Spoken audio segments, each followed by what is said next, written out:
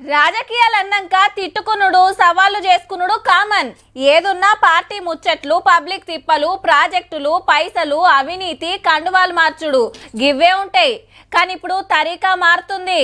తిట్టకుండా తిట్టుకునుడు ఒకటైతే చిల్లర రాజకీయాలకు ఇంటోళ్ళను గుంజుకొచ్చుడు ఇంకోటి. గౌరవ లీడర్లు అనుకునే సాలయని ఇగో గీ కమాయి ముంగటేసుకున్నారు. మంత్రి పొన్నం సంజయ్ సర్నాడ్ మా పంచాయతీ ఇంకింత ముదిరింది. హన్మకొండ జిల్లా వంగరాల బీజేపీ ఎంపీ కాలర మీద కోడిగుడ్లేసే కాడికి వచ్చింది కథ.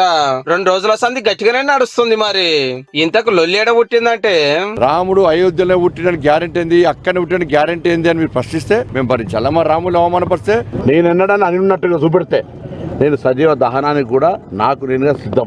నేను హిందువుని, నేను భక్తుడిని, నేను మాంసాహారం కూడా తిన, మందు కూడా తాగా, బండి సంజయ్ లాగా. ఎవరైతే ప్రశ్నించారో అసలు వాళ్ళ అమ్మకుంటే గ్యారెంటీ ఏంది? బతుకున్న మా అమ్మని పట్టుకొని ఆత్మ ఘోషిస్తుంది రావు ఎదవా. ఇలా నాకు ఎంత బాధ కలుగుతుండొచ్చు. అవు తల్లినంటే ఎవరికైనా బాధే అనిపిస్తది. మా అమ్మకుంటే గ్యారెంటీ నష్టం చెప్తాను తెలుసు.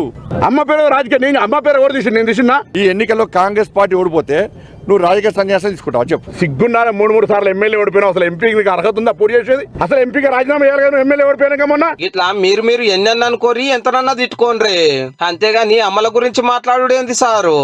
మీ రాజకీయాల కోసం వాళ్ళని ఎందుకు బదనాం చేస్తున్నారు, వాళ్ళని ఎందుకు బాధ పెడుతున్నారు? ఇటువంటి మాటలు ఏ అమ్మ కూడా మెచ్చది. ఈయన ఎంపీ అట.